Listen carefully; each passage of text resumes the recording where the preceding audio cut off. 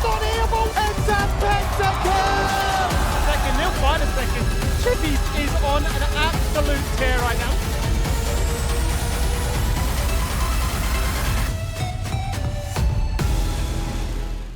These are our final two teams that we haven't seen play in the LCO yet. It is Kanga Esports up against Ground Zero Gaming. Finally, we're going to see the full potential of all of these rosters. We're going to see how they've shaped up. And I know you're a big fan of Kanga over there, Rusty. Love Kanga. Love Kanga. Love Kanga. Anything specific about them that you're like, cannot wait? Oh, I mean... You love their slogan, don't you, man? What is it? What? Why don't you go ahead and say that slogan for me on air? Boing, boing! That's not the one. That's what they do. That's what a kangaroo does in the outback, mate. I think you'll find out their slogan if you look at their social media. Hashtag boing boing. We can also look at their roster. And the person who isn't in uniform is the one that I think we should all be the most excited for, because he's a returning veteran of the league, someone who has played in order and done those gauntlet runs with someone who's on the couch with us today as well. Skimmy, I didn't know you were a pro player. Skimmy was in fact a pro. Has been in the trenches, has done the run, and is very good at League of Legends. Loves a good Nami game as well. Perhaps a couple of other enchanters here and there. Excited to see Jake come back on Summer's Rift. What are some of your impressions on Jake Talley with some insights that you can give us, some tidbits we wouldn't normally get? This is the prime definition of never judge a book by its cover. Like, you just look at him, and this man is like he's like a Nami, Janna, Yumi player. It makes no sense. And they'll be coming up against Ground Zero Gaming, and we're going to see their roster here too. Skimmy, obviously, Hooper having a bit of a name change is one thing you like to keep reiterating to everyone. Yeah, that's right. I mean, when you talk about the roster swaps that have happened from Split 1 to Split 2, only one's been made in the bot lane. They've swapped out Dante to pick up Hooper, now known as Eiko. I'm curious to see how much of a change this is, because I would say they were comparable in terms of skill levels. I think champion pools were quite comparable as well. So I'm curious to see if this is just a better matchup or bot lane dynamic, sort of what the sort of reasoning was behind that. Either way, though, I think this is a roster that also can sort of fit the bill quite nicely for this meta. Memphis in particular, we know he has the carries up his sleeve like the Pocket Pick LeBlanc, but I think he can also play the champions like he showed us, Karma in the mid lane, the Aries, whatnot, so he can definitely look to try and help the rest of his team pop off. Tron, you've already mentioned, is that Olaf player, and I think Gooby can be the carry, much like a Sully can be, but he can also be thrown to the wolves and told, mate, play the Sejuani, gank for us, engage, get the fight started. And he will play it. And he will play it. That was going to be the follow-up. Is he still good with it? Does he feel as comfortable with it? Okay, that's a pretty good. And final tidbit to go to your point. Oh yeah. Bulldog also is your Yumi, your Janna, your Lulu. So just jacked men in the bot lane playing kitty cats. They've got their ears on. Yeah, wait, so why doesn't Rusty play? Anyway, that's a different Play question. That's a different sort of question. We have so many questions that we want to ask. A very specific player on the side of Kanga. I believe Jake is going to be joining us here. Jake, hello. I'm just going to let Tally take this one away, actually. Hello. Did you prepare pancake for everyone? Yes, I've got a little signal I'm going to yell out. And when we win game 2, it'll be like, yeah, got a few dances prepared as well. Okay, we'll save that one for later. Anyway, how are you? It's been a... I feel like there needs to be preface. Pancake's a dog. Yes. Oh, that's, we should have kept the surprise. It would be fun. Anyway, It's been a hot minute since you've been in the pro scene. How's it like coming back? It's pretty good. It's obviously a lot more, not so much relaxed, but not everyone's in gaming houses, not everyone's doing it full time, so it is a bit different. But at the end of the day, it's more of the same. Yeah, and to touch on like the gaming house aspect, like you've done both now. Like what are like the main things that you notice like not being in a gaming house versus being online? I think it's probably just discussions and like not like confrontational stuff, but kind of stuff that needs a more of a personal approach when you're, I don't know, maybe things are getting a bit heated over like a conflicting opinion about something like that. And I think that's like the biggest thing of being face to face, kind of, you bridge that like the gap of connection that you can't really do online over a voice call. And also just having everyone there show up on time and everything is also good as well. Yeah, I mean, like I'm just excited to see you come back and play, and I hope we get to see the famous Janna that I have to put up with in solo queue. I have not picked that champion in a long time, sir. That's That's on the bench. That's on the bench for now. Yeah, I was gonna say slept under the rug. We're gonna forget about for a little bit. I want to know what you feel has been one of the biggest contributing factors of you returning. Like, why now, and why this roster? I just honestly, I've been playing, obviously, like on and off, like solo queue, League of Legends, you know, casually over my past, 2.5 years away. And just had the opportunity, was contacted by someone on the Kanga team, and they needed someone to play, and I was like, roster's good, there's potential, we got Fido's Fido has a bit of experience as well, and then you got some younger guys to fill out the roster, so they needed that, a bit more leadership, level-headedness, and I was like, I could be a good fit, and let's see if we can make it work. Yeah, well, we will see how well it works. Jake, thank you so much for joining us. We'll let you go, though, and prep for this series. Awesome, thank you so much. See ya. Hopefully there is a game 2 victory for them then. I'm sorry for ruining the surprise about Pancake. I thought we'd just let everyone else in, at least just a little bit. I'm pretty sure Pancake is surpassing Jake in famousness, so everyone probably knows. Yeah, they're just like, wait, who is Jake? Oh, Pancake's owner. Yeah, right. Okay, now it all makes sense. Yes, we have like the famous pet Instagram, and you're just like, I'm just, a servant. I'm literally just a human that press posts. Well, that's it. What a life. Yeah, definitely what a life. Let's talk about Ground Zero a little bit more before we do interview them. Rusty, how would you describe their playstyle and how you hope it fits into this patch? What are you hoping that they've really worked on since last split? The thing for me that I think they need to have worked on the most is using their mid lane and jungler together. A lot of the times we found like Emphas actually right now should have a pretty good read on the meta, because a lot of the champions that are being picked are his champions. Like Syndra's now high priority. He's always been a Syndra player. LeBlanc may be the one exception to that, but we were seeing a lot of improvements from them with Gooby getting active towards bot lane. I think if we incorporate Emphas into that movement and like have them come towards mid as well, support roams to mid, I think Ground Zero can look like a different team. Because they'll be able to navigate early game a lot better, where they were often struggling. Yep. Well, we do have our interview ready. We've got Bulldog. We can have a bit of a chat to him. Bulldog, hello. How are you guys feeling today? Hey, what's up, Shotty? And Tally. Hey. and Tally. Hey, what up?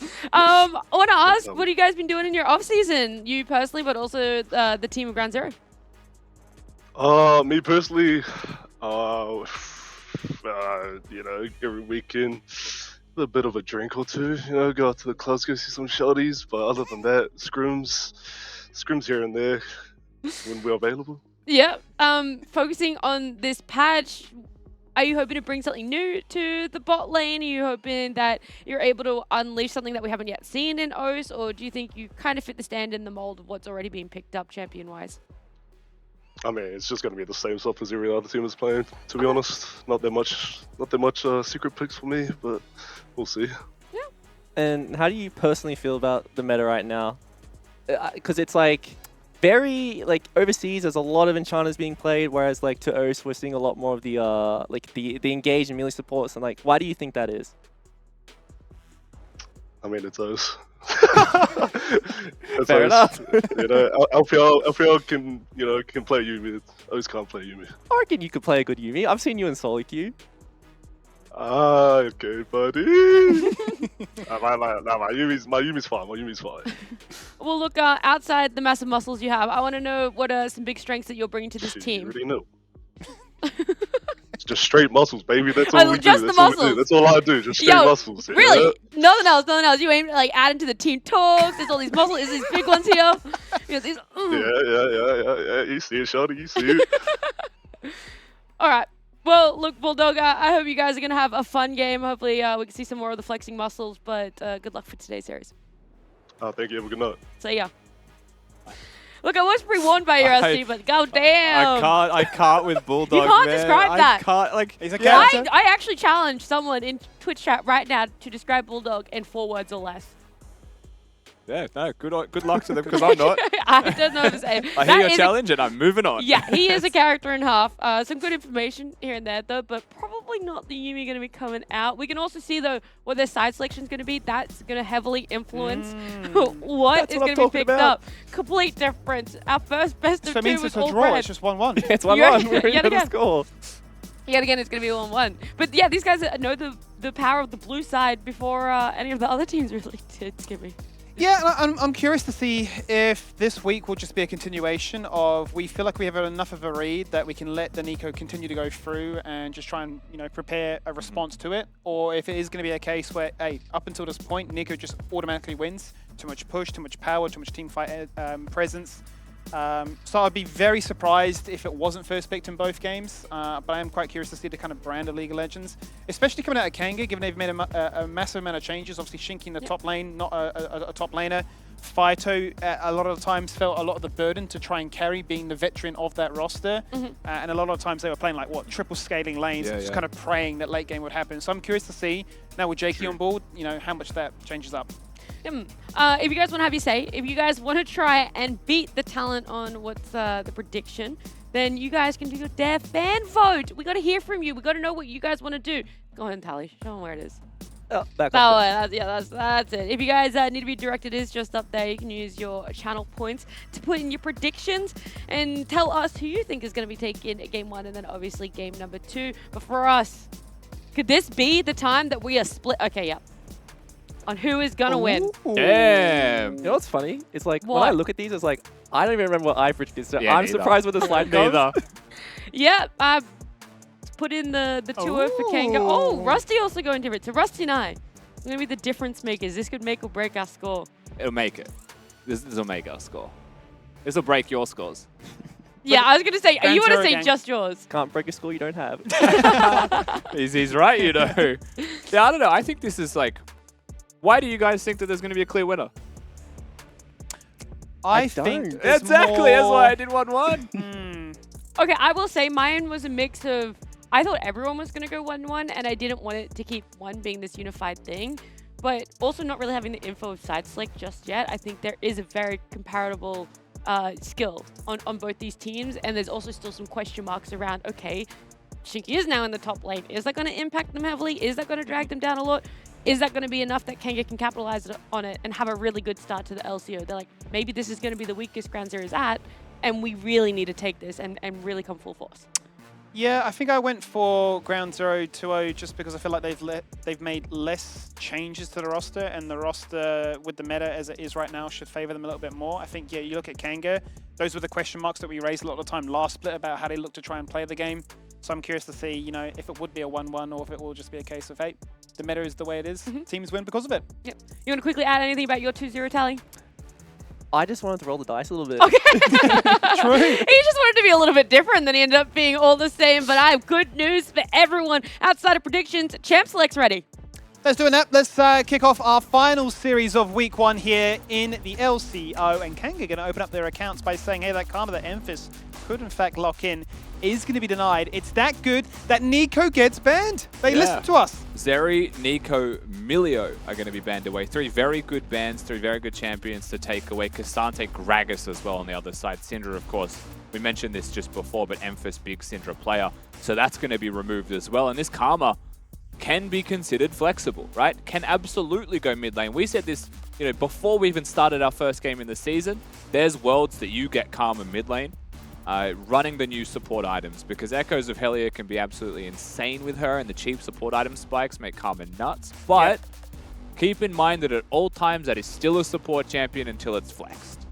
Just wanted to drop that in there as it's possible. And it certainly is. The Kha'Zix is going to be a snap blocking with the Rakan response from Ground Zero. Kha'Zix obviously very strong, as we saw demonstrated in the previous series, but we know that Gooby is also a very good assassin player. It wouldn't be a game with Fido involved if it wasn't to be a Cassiope. You can see a big smile on his face locking that one in. A big part of their success when they were able to find some of those victories towards the tail end of Split 1. 100%. Cassiopeia has been something that's very good for him. Also very nice into 2 of the champions that were locked in already. Of course, Annie's a different conversation.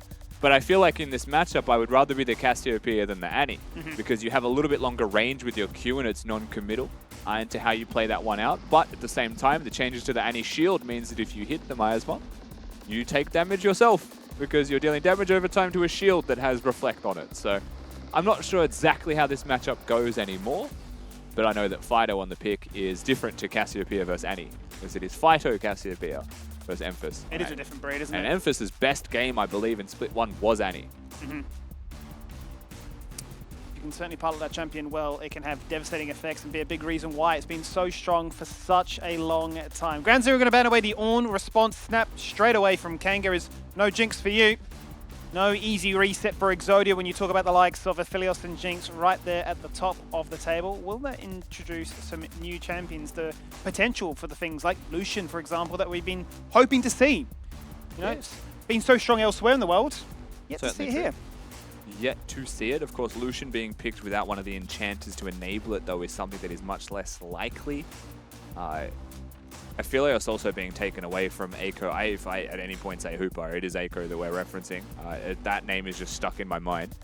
It does feel like a lot of his best champions have now been removed. Yeah. Especially with the Jinx Zarya bans in their 4-5 here from Kanga. So this AD carry pick is certainly starting to stretch thin on options that feel good to pick. Right, Kai'Sa, there is value in Kai'Sa with the rest of your team, especially if your top laner picks some kind of dive champion. Bruiser or tank, just a dive champion, even a cannon, right, can work, and the Kai'Sa can then flip the team fight. But you also now have to deal with this Karma in lane. You now have to deal with this Cassiopeia, Miasma, and a Wukong that can cancel your ult by knocking you up as you travel. So this is a tough game to be Eiko in. It certainly is. And one that you need time, obviously, to come into your own right, evolve all your abilities, become stronger and stronger as the game goes on, in parallel with your item spikes too. Going to be saving their last pick towards the top lane here, it would seem here for Ground Zero, for Big Tron on your screen right there, and should be feeling quietly confident, I'd imagine, going into a new top laner. This would be so funny if they... Shinky is a support player. Are we traveling back in time and saying that supports have to go top lane? Yeah. Yeah. Maximize is punching the screen somewhere right now saying that's what he had to do. And just absolute trauma infiltrates Maximizer's mind. For sure, as a Karma is basically confirmed to be a top lane champion right now. Shinky, of course, as we just highlighted, was a support player and I believe is still a support player. And is going to be playing, from the looks of it, this Karma in top lane. It's going to be a Scion that's picked into it, so I don't think the Karma's mad. I don't think Tron's upset with this matchup by any means. However, this does present a game plan where, you know, oftentimes if you're going to pick Karma and it's going to be a top lane or a mid lane champion, you want to have a jungler that can work really well with it. So it's one of those situations where this Wukong could even be a Viego, right? Something that's like a duelist that then can win a 2v2 because the Karma, you know, enforces its strengths. For sure. This Wukong can be a duelist, can be quite strong, but is often perceived as just this farm and team fight type of champion that is more focused around being level 6. Yep. So I don't know how much we'll see from these top laners, really at all. Well, I'm quite curious because I think from the last few games we saw at Mayfarn, it was Jarvan on repeat, a little bit of a Mumu, and a whole bunch of Vi. He was very much forced to be the guy that would engage, set up big wombo combos, and let the rest of his team, primarily the carries, then be the stars of the show. So if you can find a highway to success with this Karma, if he pops his head into the top lane, maybe get a very early Rift Herald as a result to try and get some turret plates. Yeah. Certainly a way to get excited about that composition. I guess as we flip it over back to the Kai'Sa conversation, notably Eiko used to be a laning buddy with Shinky, so it's up against his old team and no doubt one of personal pride. Gonna make a hard prediction here based off what we just saw and everyone at home saw on the cameras just there. But Shinky's got some funny runes. That's my theory, because if we're quickly observing and lip reading, I saw a wait, sat up, oh my god, and then it cut off, and then it cut off. So I'm hoping we get like an odd Karma build. Conqueror Karma. He's gone for his support build, it's area instead of grasp or something, right? Yeah. It's like, oh, I'm so mad about this. Because oftentimes the solo lane Karma does love himself a grasp of the Undying to threaten them. But either way, Skimmy, we'll have a look. We are onto the Rift. Let's get that grand reveal in just a second. Let's load into the Rift for this one. It's a battle of the unknown, really. Two of these teams that the majority of us here on the analyst desk have predicted in the lower half of the standings, but a chance for them to defy those expectations, a chance for them to show that the off-season has been kind to them, and what it looked like for them in Split 1 isn't necessarily how their story will pan out here in Split 2. Absolutely not. Split 2 is a new dawn for both of these teams, right? Reinvent themselves, find an opportunity. Ground Zero, I think in particular, are a squad that you should look forward to. I know that I put them at 8th in my power rankings, but I also think that there is so much upside to this squad that they probably won't finish 8th. Just made a prediction, really. Ground Zero looking for their late invade at level 1 here as well. And with only one member changing in this team and it still being a young mechanical player, you're looking for that infrastructure, you know, the coaching staff and everyone to help them continue to prosper and grow. And fully bloom into a good team is spotted on a ward. We'll see if they're psyched out. Still going to go for it, though. Another ward is there to reveal. Jake patiently waiting in the bush. Just gathering numbers here. The full wraparound as Emphas looks to try and play defense on the back end of this one. Everybody grouped up together for this red buff contest. The question becomes, who gets this one? Bulldog right now copping a lot of damage, just going to fall on down for first blood as he flashes away. First blood goes into the hands of Voice, who gets a double kill on a champion you cannot afford to give it to. And suddenly it's a double kill. This is one of those situations where you've got a Scion that could be there at level 1. You think about MSI, Scions were always late invading and looking to teleport back to their lane. But it's the Karma that did it. It's Shinky that is here and can hit the Mantra-empowered Q and just AoE them all. Now, massive loser in this situation, yes, is going to be Mayfan. And you watch this out one more time still. When the dust settles, 2 kills going to Voice, and Nautilus at level 1 gets to stun everybody. Annie will find a stun. Rakan will follow that through. But just overwhelming force and overwhelming damage from the extra members there of Kanga. A level 1 Karma. I mean, if you play bottom lane, you know that that's scary in the first place. And they're made to suffer in a big way. But it is a Wukong that has to start solo, is going to be a level down, and the opportunity is still there for the side of Ground Zero to try and capitalize. Well, that is the big difference maker, right? The fact is, congratulations, Ground Zero. Gooby got the red buff still, but you have given across 2 kills to Nathilios this early on, and we know that Voice is a very aggressive player, one of his favorite champions. If given the tools to succeed in a roster like this, might just be able to carry from the very get-go here. So we have to wait and see how this one does pan out, and especially how does Mayfan claw his way back into this game. I think we vividly remember that one time he actually started, what? It was Q bandage toss on a Moomin. You're thinking, how on earth did he claw his way out of this one? But he did. He found a way. Mayfan finds the angles in impossible situations, and this is definitely one of those situations that simply feels bad. If you take stock of jungle CS right now, 12 to 20 doesn't seem significant, but if you remember that's 2 whole camps, it does feel a little bit worse, but has got the scuttle crab to go towards. A bit of time, still getting a camp, still being efficient without that smite available, and can then go towards his bot side after a reset if he would like. I don't think either team puts even a single second of thought to top lane, unless there is something really good there, right? Like gank top because a Rift Herald's up. But a Scion and a Karma who are just crashing waves and disappearing, they're probably going to put more emphasis on Scion ults to another wave or a Karma roam to mid and try instead. The game is revolving around, like you're seeing, jungle. Really trying to make Mayfan's life go from bad to worse. Oh, Border with the preemptive grand entrance in, but Mayfan wasn't doing it. That would have been the kill, but Mayfan didn't juke. Jack actually in the area as well. He's going to find the Kai'Sa. Now in this situation, great idea. Really does make Mayfan's life miserable. They've got a great read on the jungle right now, and Gooby has control of the enemy jungle. But Eiko is sacrificing himself still for the benefit of his jungler.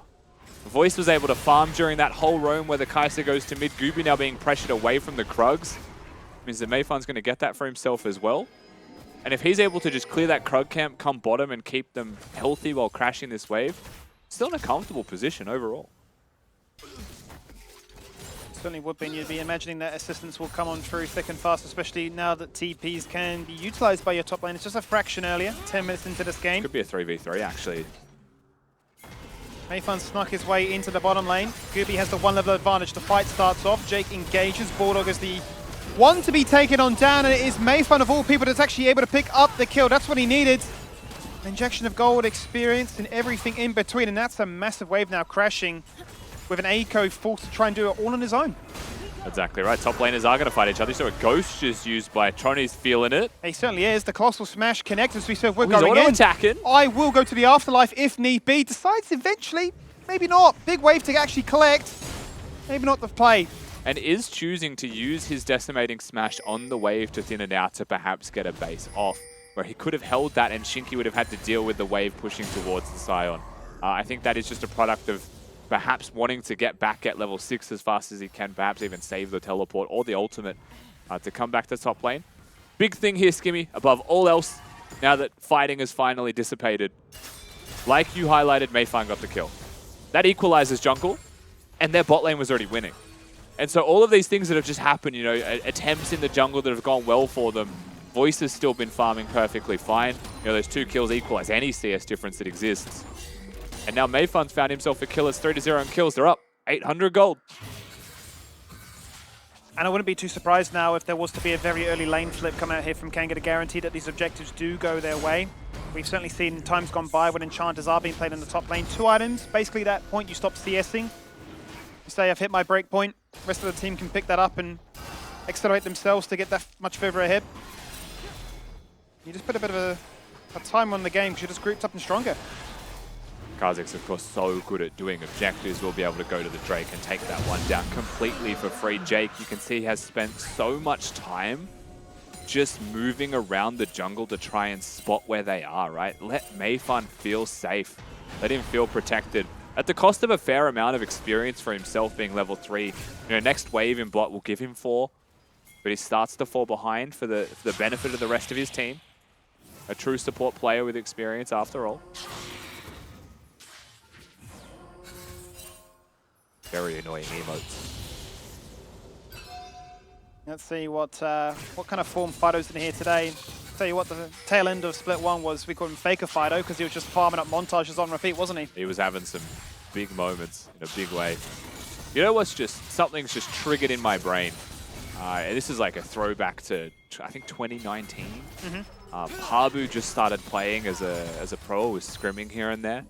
And he was a demon in scrims. And the reason is, and it was also true in solo queue, he bound pretty much every ability that he had to also be an emote. Or a mastery emote, to be specific. And so he'd press Q and his mastery emote would come up. And it's just, you're like, I'm so sick of you. It takes 5 minutes and you're like, I'm so sick of this human on like a fundamental, like spiritually, I'm sick of you. You're getting like ads popping up in your gaming as it's all happening. Mayfan pops his head into bot lane saying, I'm here. That triggers Eiko to pop the Ghost almost a little bit too early there, sort of reading the threat and thinking it's about to happen. That was a full freak out there from the Kai'Sa, it felt like, but Bulldog keeps him calm. They're going to move towards the blue buff right now, and they're going to find him. Yeah, Bulldog's going to be the one to start things off, jumps it in. He just ignited the clone. What is going on with Ground Zero? Eiko ghosts and Bulldog ignites a clone, and they walk away because there was never anything there. Someone needs to explain that to me. That's a bit of a how you doing. And we're into a pause. Understandable. It's probably time for the coach to say, what are you doing? Mate, what was that? I think we need you both to calm down. Can we focus up there, please? It does bring up the question, especially for Eiko, is it nerves? You know, we have known him to be a fairly nervous player. He's also very harsh on himself. He is, yeah. Things that we have noted in the past of him. So first game back, there's certainly some jitters perhaps that he may want to shake off. And we'll see how he looks in team fights, because like if we're going to compare, which is natural for us to do, if we're going to compare him to the AD carry that he has replaced this split, which was Dante. Dante was always very cool and calm, even in laning phase and in team fights, and regardless, it seems like he was always just a chill man. Yep. I think Hooper has a bit more emotion backing his decisions, which can be good or bad. I think it's certainly one of those things, especially that can play out for better or worse in a best-of series compared to a best-of-one. As, you know, if you're really feeling it, you go on an absolute tear. If the vibe check's not been felt, then certainly you can really be up against your own demons. I think there's a lot of times we saw during the very start of Split 1, they were looking to try and all-in. First, minute of the game, flip the game, and if it didn't work, well, bot lane's over. That's true. And it was his opposing team right now that were doing that. That's right. That he was playing with. A lot has changed between the singular split for Kanga. Of course, one of those members going to Ground Zero, who I think we can safely say towards the end of the split was starting to look like an issue. Right? Like, let's accept the reality that they almost took a series in away from the Chiefs. And not, yeah, right? Nearly pushed them down to the lower bracket. There was a world that Ground Zero were able to take down the Chiefs in Split 1, and they are your eventual split champions. So you can still look at this current ground zero and say only one person in the roster has changed. They could be a serious threat. Certainly could be a dark horse. Certainly does all depend as to how things come into fruition here. You've laid down the groundwork to get yourself in a prime position to showcase what you're all about as we load back in. Nice quick pause. Currently just an internet connection issue, but that seems to be all resolved now. And the dust, for the most part, seems to have settled a little bit, right? We had the crazy level 1 invade to go for the red buff. Double kill was found then by Voices of Philios. Mayfun's managed to get himself back in from the after effects of that by getting that kill with a gank in the bot lane. But now we've just been casually trading objectives. Good movement here from Bulldog as well. He's able to read that Jake is missing off reset and deployed towards the mid lane again. Jake's standard deployment at the moment seems to be from the Raptor camp towards mid through river. Is on a ward still as he tries to protect Mayfan, but look at the collapse. It is a flash to guarantee that this Nautilus is dead. Killer instinct, and that's exactly what Aiko's found. That's his first kill of the game, one that he so desperately needed too. The nerves may have now just been shrugged off. Just lacking in control wards or sweepers being available for the side of Kanga, so Jake is going to suffer from that. Of course, had the flash if he wanted to perhaps get away from that W from the Rakan, but chooses not to save himself in that situation. Perhaps recognize there's going to be a Kai'Sa coming anyway. Like, this is not going to be a winning situation, so saves it. Yeah. Either way, is going to fall down. No real mid lane involvement in this game so far. 10 minutes in, haven't seen the Annie get active. Such a great lane to gank for as a Kha'Zix too, because it's a guaranteed stun. Cassiopeia pretty difficult to kill, though I will say Fido this time around hasn't gone for the barrier. We have seen from him before. He had the what? It was the barrier and the stone plate, and was just a tank in the middle of the fight. Stood still. Yes, he did. And just pumped out poison damage and said, "You'll die or I will." So really pick your God poison. of Ages, Seraph, Stone Plate, I think was his build. And like a Rylai's or something in there for extra HP. That's right. Unkillable demon. Not the king though, that's Faker. No. Everybody's just rotting down around him. Similarly, working towards a very similar build once again. Even despite the absence of that summoner, as you mentioned. But yeah, we've yet to see the mid laners really unlock themselves to rotate and try and impact the rest of the map. Here is our first interaction note. As the Herald will be summoned there by Gooby in the mid lane, members going to collide as a result of this one as the Kha'Zix gets aggressive and spots out of roaming Nautilus and says get back to bot lane.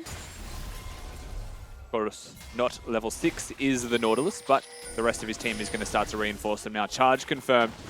5 members strong of Ground Zero to make sure that Rift Herald comes across.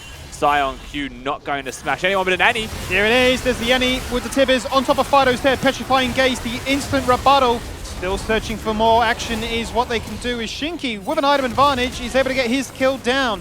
Fido gets into the mix as well and finds himself a double, and I mean really at this point they are sitting very pretty given that Ground Zero started but didn't win. How's the timing of this fight as well? You know, the Karma completes the Echoes of Helia, gets the team fight, support the team with shields, and is able to get extra damage down also. And look, to call a spade, Wukong has snapped their ankles in this fight in so many ways. The ultimate, the second he starts spinning, Rakan engage gets denied, immediately gets cancelled and is stuck in a bad position and dies with no way to do anything in the team fight, and then flashes this wall. Gooby follows.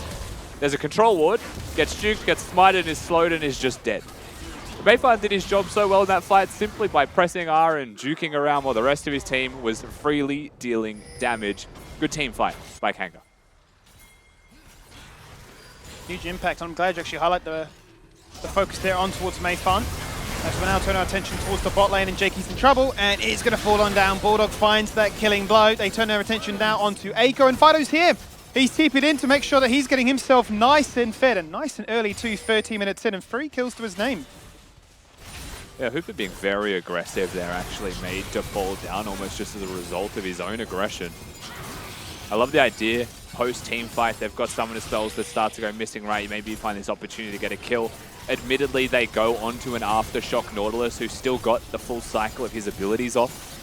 And that Aftershock is rare to see on a Nautilus, right? So Jake bucking the trend of what is usually the Glacial for the extra tankiness. And that works out really nicely for them to make sure that the Aphelios gets more time. The Cassiopeia gets there in relatively short order. Is able to contribute to the fight, and just like that, shutdowns on both the mid lane and ADC of Kanga, with a Karma and a Nautilus to support them.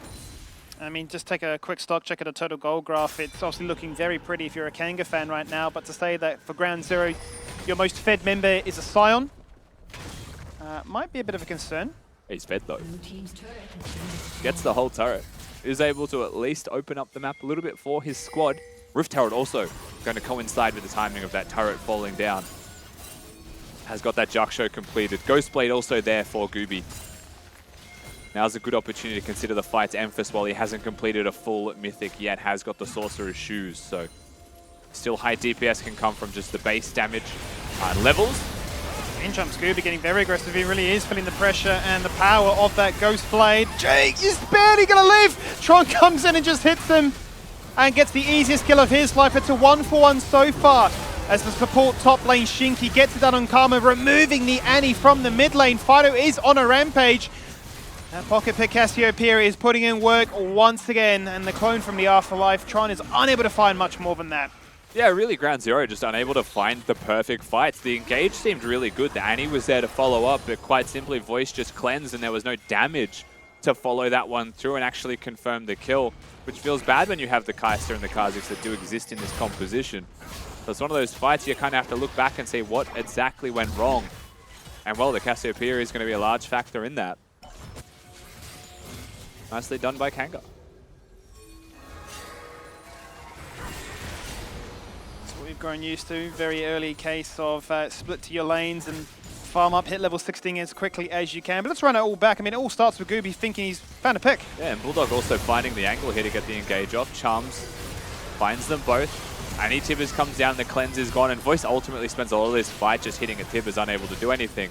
Meanwhile, Mayfun and Shinky just tear them apart, and Fido's just going to be in the backline finding some tanks to kill. I think a large part of this comes down to the Karma and the Wukong working together.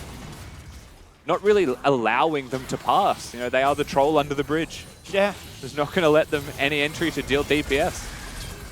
Okay. Yeah, quick on the finger to make sure he turned away from that one. Do you have a minute? You're going to need it. Certainly would have taken a fair bit of time to try and remove this sign in a 1v1 like so. Gooby finds a moment to pounce upon a impaired individual Aphelios, but he's managed to flash away to safety. Mayfan is surviving. Eiko goes in for a bit of a cheeky mission and says, I'll die for this. I wanted it. He really wanted that 1-for-1 trade. Eiko desperate for the money. Meanwhile, Tron is still pushing turrets, and that was not a losing situation for Ground Zero. Gooby does find a nice pathway to get some damage down, but they just couldn't follow it through, right? They're a Khan, not able to actually have a flash to follow through with the ultimate. It just gets dodged out from. And these fights, I mean, suffice to say the word I would use is scrappy. Very. You know, clear victor at this stage. We are certainly seeing points of power distributed across the map here, but almost feels very reminiscent of that first game we had between, you know, PGG and Mammoth just before.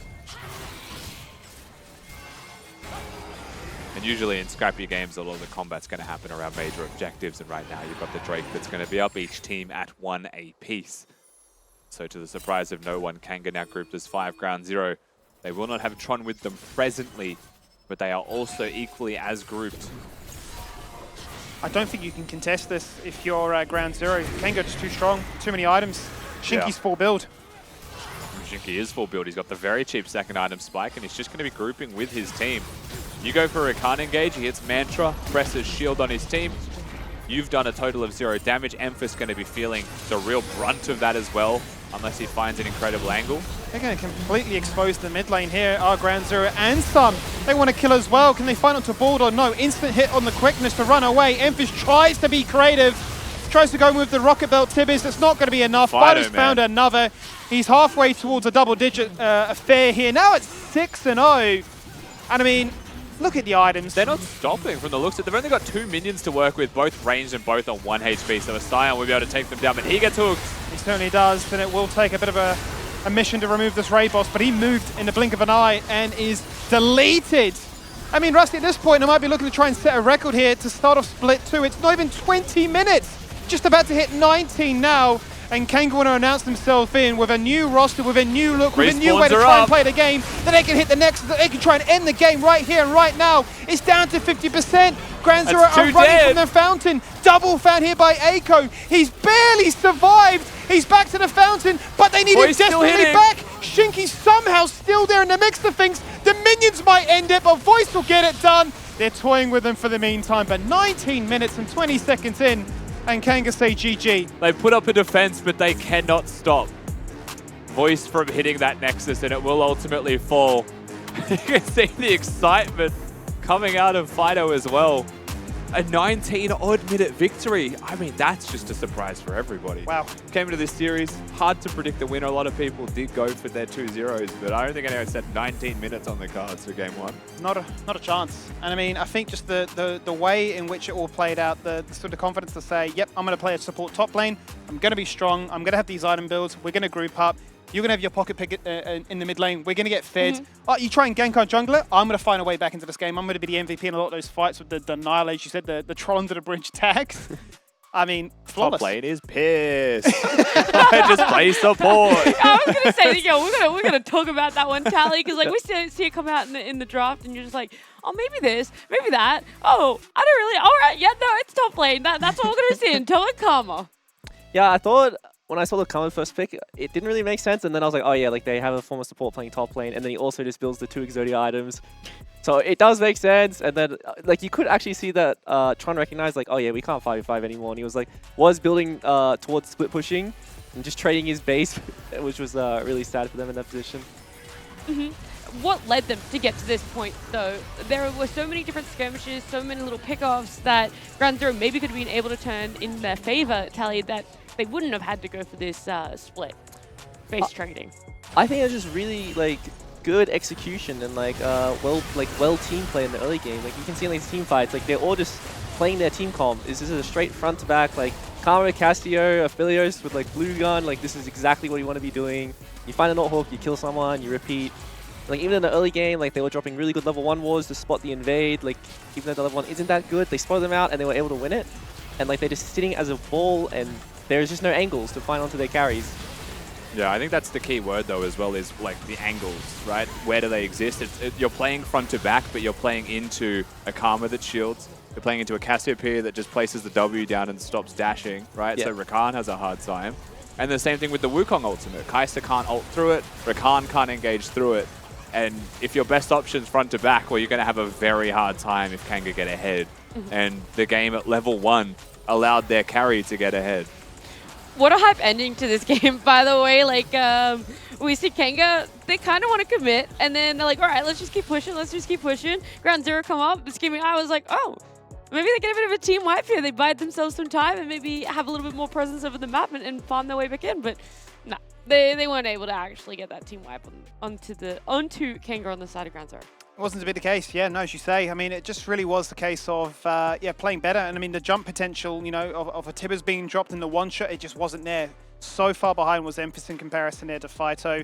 Obviously, Gooby would jump in and would be met with a ton of CC or, you know, shield to deny and give them all that effective HP. Same could be then said for, you know, Bulldogs or Rakan right here, try and square up and engage. At best, Eiko is always trading his life 1-for-1, so you've never really had an AD carry actually participate in a fight for longer than 10 seconds. It's a really rough one to look at, I think, in reflection. Obviously, it showcases it here in the sort of total damage dealt. Yeah, at the end of the day, the only objective that really matters is taking their Nexus, and that is all Kanga were doing. They were just running for that one objective, like, all right, we take turrets, we take a few more turrets, and then the only thing that matters is Nexus. Don't worry about Drake, don't worry about Rift Herald too much. Just keep running it down, Tally. Yeah. One thing that I really want to see from Ground Zero is like to really like hammer down on like where they're strong. I think it's really like in this game it was really obvious. It's like you're versing a Cassie with no cleanse and she can't build boots, so she's gonna have no Merc treads. You have one of the best gang setup champions. You have Kha'Zix. There's like the option to snowball through mid, and I would really like to see them just try gank mid once. Like they had options, but they just weren't executing. Yep, completely agree. There's even something mentioned in the cast, right? It felt like mid was missing in that game. So if there was one thing I would like to see, it's not even necessarily a draft change, though I think that draft changes could complement Ground Zero a bit here in Game 2. It is just the way they were playing their comp, right? If you have to execute through mid to get a lead, why are we ignoring it? is a big question. I feel like they also banned quite a lot of those OP champs for sure, but also to try and set up mid for a little bit more success, to have that better matchup for themselves, and then weren't able to actually do anything with it. It was like, we draft for you, or at least with you in mind, and then just kind of let you be there. They also had so much control of the jungle, right? Like, Yeah, they're that's in true. the jungle. Mayfair They had have so the space. much difficulty. Yeah. He had to go back under turret to ensure that he wasn't getting killed, and he was like, what did you say, like immensely down on levels. Then you got to kill. Then And you got to snowballed. kill. We'll fight off And that. then everything was and okay. then mid was free, Yeah. and then they just kept running down mid. Yep. Why did you I do agree it with like that. that? Like you were gonna say something, Skippy. That is my contribution. Much like, yes, it's just Yes. like, I've become a Yeah. Twitch emote now. Yeah, which one? You're the biggest Which one is your? What is your favorite Twitch mode actually? smoker. Skimmy sheesh. Of course, it's Skippy Sheesh. That's best. Yeah, which is yours, Rusty? I like the Mac Jam. Yeah, Mhm. yeah, that one is good actually. It is a good dance. I do like spamming that one a little bit now and then. What's your one, Tally? Chatting. Chatting. Chatting. Chatting. What was the new one you said yesterday? The Essaying. essaying. Oh yeah, it's If got, that's like, not the on our whole- channel, we need that put on our We channel. do That one need is that. very Essaying. funny. When the Twitch analysts come out and be like, well, actually, it should be essaying. Essaying. Draft experts in chat. 20,000 word Actually. dissertation. Yeah, well, actually. you'll have know that this mid matchup isn't very good. True. Let's hear from the fans because we want to know what you guys are excited for to return. Oh. Mac, of course. He's still on the production. He's still on this broadcast. Just want my boy at Maximize O's back, TBH. Here's the progress pics he's been sending me. Giga leak. Oh my god. Yeah, Giga he leak. actually Looking isn't great. studying for exams. He's out there hitting the gym 24/7. It's the mullet for me. You know, this pick, I'm like, it's all right. And then there's that mullet. Suddenly I'm looking at a god. You know? You say it like you weren't already. He's chiseled. That is now twice as godly. Twice as That is an godly. absolute. That hunk of a man, so tall and handsome. Yeah, he is so tall So and handsome. tall and handsome. Forever will be. Do you think he's sick I of don't that? think he'll outgrow it. No, I think he I loves think that's it. his brand. I think he has like that copy pasta paint like printed out on his wall. Do you think his parents are sick of it? Do Yes. you think? You know how All people these have fan letters are just Yeah. maximize You know how people have like live, love, laugh? He has tall, handsome. No, maximize. forget about it. Tall, jacked, handsome. Yeah. In neon strobing on a stream. Yeah. man. Yeah, it's just a neon sign in the background. Motivational posters. He is his own walking motivational Oh, poster. Another from the fans. Let's see what else some people are excited to see returning to the split. The gel belt, this guy at J. Jesus Christ. Damn. Where's Steph got this one from? Where'd she cook that one up? Well, where were they? I guess because you have a beard, you have to wear something around your face, don't you? As like a net. Oh, is to- it a chocolate? Chocolate Factory. Is this the Krispy Kreme tour that AV did back in the day?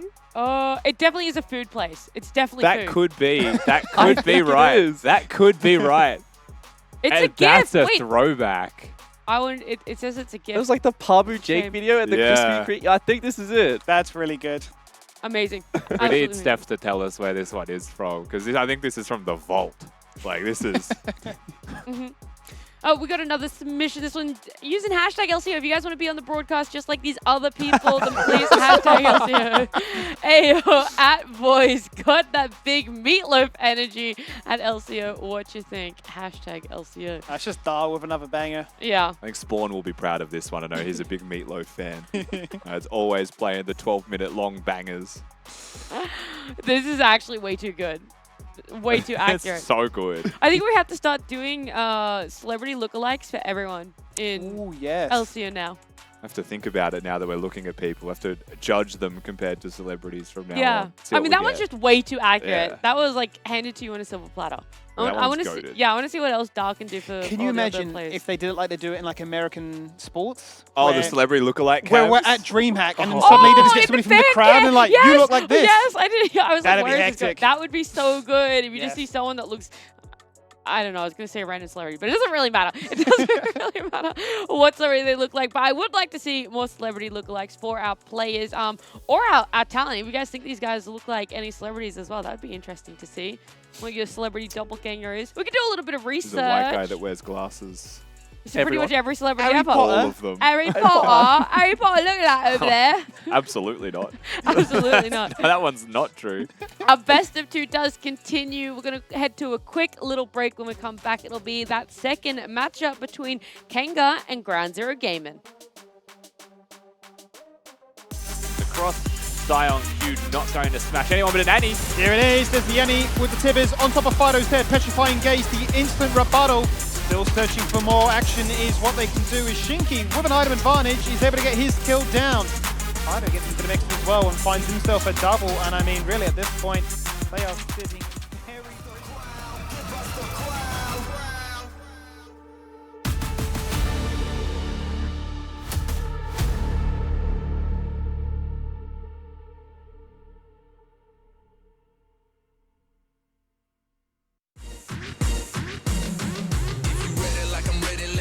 Not to mention all that tension you've been feeling, let it go. Make your whole bed rock, leg lock, figure four. Got some new moves for me I ain't never seen before. Let it show, let it show. Yeah, okay, you living like a rock star. You get cash, big bags on the top charge.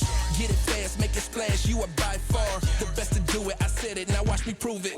I can't complain about your campaign, I'm in luck. Baddie gang, let the champagne bubble up. A full set, paint wet in a bubble butt. You ain't gotta run with them when you can run with us. Shorty looking physical, yeah, I love that visual. No hating for donations, but if you do, they digital. Booty like a letter D, legs like a letter V. Only way she knowing how to keep it is a letter G. If you ready like I'm ready, let me know. Not to mention all that tension you've been feeling, let it go. Make your whole bed rock, leg lock, figure four. Got some new moves for me I ain't never seen before. Let it show, let it show, let it show. If you got it like that, let it show. Let it show, let it show. If you got it like that, let it show. Keep doing what you doing if you bought it. The proof is in the pudding, no spoon, can't doubt it. Me and Hip Game, nickname, just bought it. I ain't mad at you if you flown it while you got it.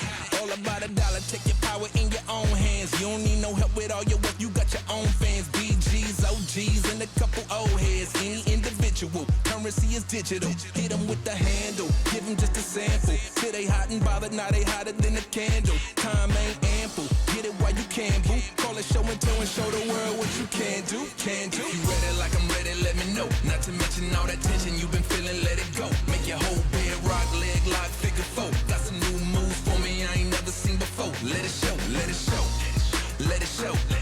If you got it like that, let it show. Let it show, let it show.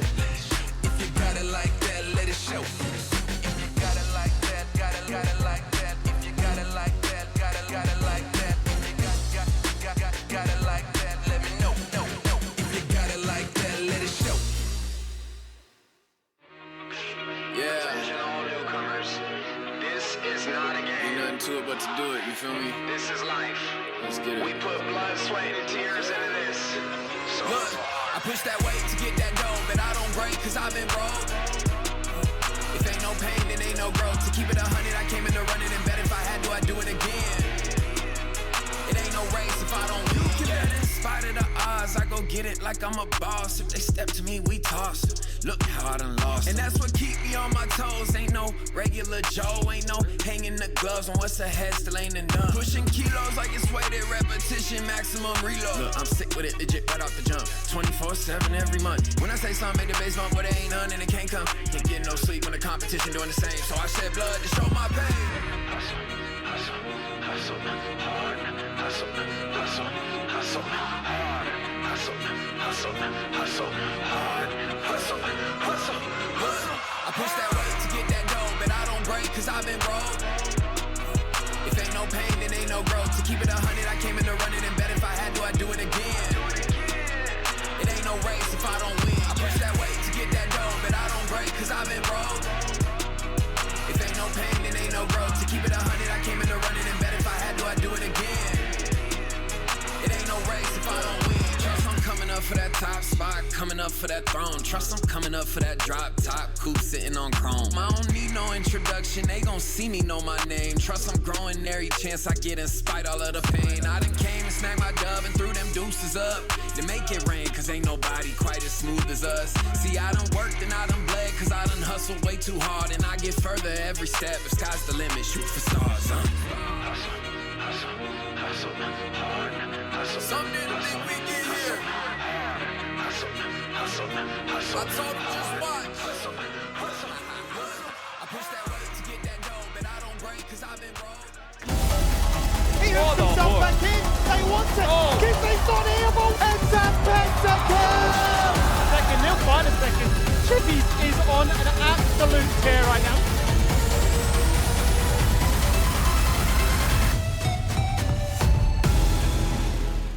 We got our final game of day number 2 here in the LCO coming up very soon. It's between Kanga and Ground Zero Gaming in this best of 2, and it's gonna be side swap. We saw at the start of the series that both of them picked blue side, and my God, did Kanga show the strength of blue side. Do you feel like we're gonna see just as much of a strong showing on the side of Ground Zero? An 18-minute, you reckon they're going to one-up them, an 18-minute win tally? That's a pretty tall task to do. Yeah. I'm generally really impressed by how Kanga played. I think that like they showed a lot of the mistakes they used to make in the past was like the individual errors and like not really playing together as a team. But, like in this game, we were shown that like they can be this like strong unit. It was very cohesive. A lot of their plays were like around plans, around objectives. It wasn't just like on the fly kind of thing, so it was really impressive to see. Yeah, and they also took their lead and ran with it until they got the win, right? So like they pushed their limits, but in a very good way, right? They recognized that they were strong enough to do things like that. A lot of teams will either make the mistake of saying we can end here and just throw the game away, suddenly 5 shutdowns, or they'll just choose to back off and be safe. But they actually pushed their limits. It was like they pushed it, like this was the limit they knew. They pushed it a bit. If it didn't work, they just pulled it back. And then they found another timing. They pushed it, it worked. Okay, this is the new limit. Do it again. This is the new limit. And they gave nothing to Ground Zero as a result, right? Absolutely Who not. genuinely, they were running it down to get a trade. Like that was their only choice to get a trade was Eiko 1-for-1 on the Kaiser. Yeah, it's very unfortunate. But if you guys believe that Ground Zero Gaming can come back in this game number 2, if they're going to even out the best of 2 on our hands, then just go ahead. In that corner, right there, over there, just above Rusty said. Yep, just keep going that way. You can use your channel points right there. Yeah, Skimmy, you've got it on the... Yeah, oh, wait, no, a little bit further over, mate. I think it was actually just a little bit Get further all over. up in your personal space. Oh, yeah, I can see that he's space. You just took my mic with you, man. There's only Just wait till I space for start doing one this. caster on the couch, and it's Skimmy. It's Skimmy over there. Fair enough, you can solo. True. I'm good with that. I'll just My go analysis backstage. would be Ben. Ben, Yeah. He's good. El Gab, Well, he is Dino. good. But my analysis was about, yeah, mate, he's built the item. No, it would just be That's yeah. pretty cool. That's too many words. Yeah. Yep. All right, we're roll swapping one She's a time. good item, that confirmed. one. Yeah, I would actually like to see that, even if it's just for one, A I don't solo know, cast? 5 We minutes. just roll swap. 5 minutes of the should. game. 5 minutes We of the have game. That sounds before. good. We have. We have before, We have. actually. It was terrible. Yeah. It was interesting. What do you think would be worse? You guys roll swapping or Tally and I casting? Oh, don't think about it too hard. You guys. You two casting. Yeah, I would agree with that You one. two casting. Yeah, I'd agree with that. I I did- think I dramatic dragged down pause. the average here. So It's It's much. just because you guys are so good. Yeah. That's We've why. just been doing it for so long, you know? Like The skill ceiling is just so high, it's unbelievable. we know how to roll swap and still do the things because we've been doing it for so long. I think that's what that's our But the thing is, we excuse. know nothing about each other, as Mhm. demonstrated by Yeah. Pog. Affilios. Yeah.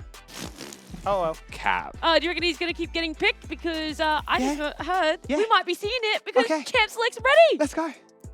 I still don't think Affilios is your favorite champion. I still think you're lying. And you just picked one. It is. It is. I don't Do you know? Okay, unironically, why I like it is because people said, I don't understand. I said, mate, you're only just changing a couple of different weapons. What's confusing about it? Nah, mate, don't understand. Do you know the name of the weapons? I don't know them off by heart. But you know what I call them? What? The colors they are. The white weapon is frisbees. Frisbees? The blue weapon is flamethrower. Yeah. The red weapon is first aid kit. Okay. The green weapon is sniper. Yeah, that would make sense. And the purple weapon is beacon, cosmic beacon. I don't understand that one. Because it's just like from the skies, boom, you're Oh, rooted in because place. you. Yeah, okay. Are you going to use those then? Because No. it's been picked. Like I'm here for it. I mean, I can. if they I'm come not out sure if that's naturally, going to man. really upset the Twitch chat purists, though. That's not the name, Skimmy. I mean, you've already said them all wrong already. When does it ever stop me? Exactly. Just That's send true. it. Always do, mate. The words of Juves, mate. Just send it. Just send it. Well, Kanga certainly have. They've banned away Nico again in this series, so that's not going to be seen the light of day. Actually, their first pick of the Gragas. He's going to come out to play here from Ground Zero, as we do trade our bot lanes. But, you know, that Karma certainly can still be the flex. Yeah, the Karma pick's good. Kanga's first 3 champions here are still fantastic. The Gragas pick, I do not mind as long as it stays flexible. Alternatively, and this is the part where like you can still kind of look at both these teams and raise an eyebrow, is the Cassante exists. So now it's going to be banned away, but that means that both teams just went through 3 picks without picking it. Instead of this Wukong, are they worried the Wukong was going to be picked away or banned away, right? Like, is it that higher priority from Gooby even? I don't know. I don't think so. But it doesn't matter. I think both teams are happy with the 3 champions that they have locked in, effectively equal. And I was very curious to see if this would be the decision, right? You know, let's try to go back to an old, true and tried method of let's really ban out Fighto. You think of pocket picks, or think of picks he's been playing. Cassiopeia, Azir, Veigar, Tristana has always been up there as well, right? Sometimes even Kassadin. But I think based on sort of like the tempo of the game last, you know, they've almost hard veered away from we just scale and pray, and more so like we get a win, we get a lead, we roll with it. And the interesting part for me here as well with this Fido ban meta that's existed for a while is this Tristana that exists. I think we've seen a lot of success from Tristana and a lot of regions now as well. Korea have shown how good they are with the pick. Yeah. How sometimes they do jump in a bit too far with the pick. Fido is one of those Trist players that likes to be aggressive and likes to go forwards. And I think that's predictable enough that you can draft around it. But when Kanga's on red side, that is a lot harder to do. So things get more dicey for them here. I like the idea of the Nautilus ban, see where this Karma's going. You still assume it's Shinky, you get rid of one of the easy engage tools that exist down there for most teams. Just bridges the gap a lot easier. Kanga, however, will just go for another option. And they have the Wukong themselves, so there's nothing to actually cancel the Rakan engaging this time. So I do like this. And Rakan Wukong is a great combo. It's insane. I mean, I always think back to Aladoric Arthur when they played this on repeat, and it was just devastating, right? If you had mid-game control, very hard to beat, very hard to overcome. For sure. Sort of find your way back into the game. So exciting to see, you know, if Kanga can pilot in the same sort of way. Gooby is going to go back to a tried and true of his own, you know. Played the Kha'Zix game 1, is a very profound Viego as well, and says, look, I want to be a carry. I don't want to play that Sejuani that was hovered. That's kind of, I guess, the lesson of Split 1, perhaps, that he sort of had in reflection talking to his team. I just want to play my best brand of League of Legends. And is it going to be another game of Olaf? Are we going to get the trifecta? Scrims have had Olaf. Every top laner saying, Olaf's mine. Scrims have simply had Olaf. Something's going on. Something's in the water here. In the LCO, I think Olaf is great, and like you kind of heard in the post-game interviews as well, like there's definitely Exodia comps for an Olaf to prosper, to exist and have a fantastic time. And this is one of those interesting ones where I think Olaf can work, but it's blind picked in top lane, and would you believe it? We've mixed things up. This looks like it's a Fido champion. Fido Akshan, his matchup has been revealed to be that Gragas. And so I guess wants to be active and get around the map. A very uncommon and unseen pick, I would say, generally speaking. Yes. And I have no idea how the item changes have affected him, except that Trinity Force works brilliantly with Akshan. But I don't know if that's his standard build. I just know that it works well. Well, that's when they introduced AP ratios, right, to perhaps incentivize a potential Range Blade Mythic instead. I know there certainly was an on-hit version beforehand. Absolutely, there has been. There's also been crit Akshans. There has been. You've got the double attack. Yeah. Kind of like Vayne, right? And like you've got a 3-attack passive, you have an auto attack, like sort of reset in a sense. You attack twice instead of once. So on-hit's always been really nice because it's extra just damage. But again, I think a flexible champion in a fairly free matchup, Fido can kind of carry this game if he has the freedom to do so. I want to say, really, from what I can remember in the moment right now, is that we've probably seen as many games as I can count on one hand of Akshan here in the LCO. It doesn't seem like a champion we've seen too common. I think on release, perhaps we saw it once or twice in the top lane. Yeah, it was a top lane champion for a time. But I don't believe we've seen it anywhere else since. So this will be interesting, be refreshing, if more than anything, and almost sends a clear message to the rest of the league. Hey, you think you can ban me out? We've got another champion now for you to look out for. Adding champions to the pool, making sure that he cannot be banned out anymore. That would be nice to see for the side of Kanga.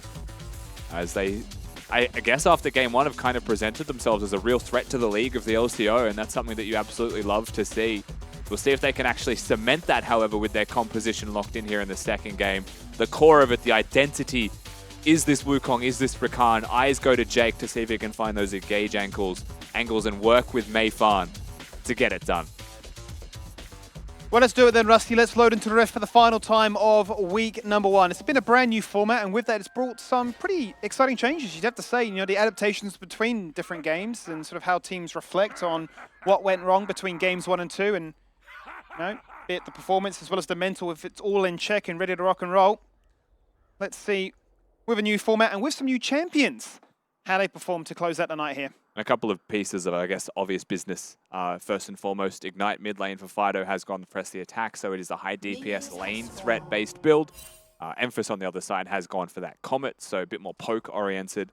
Akshan doesn't really have sustain, but has got the ability to auto-attack often and fast. And a semi-decent push, I wouldn't say is a push-focused champion, not without levels in his queue that he can throw down. A couple of other things here is Tron, you know, is an Olaf player. You think of Chippies, Tron's the second name that comes to the mind when you think of who can play that Olaf, and he has 1v9 games for Ground Zero before. If you think back to Split 1, I think it was like a 12-0 Olaf angle or something. It was a crazy win from him. And has proven that he can be a serious carry threat, so it's nice to see him back on those carries. But he's dealing with Shinky on a Karma that has such a good itemization pathway in the current meta. It's so cheap, it's so efficient, and it is so effective for team fighting.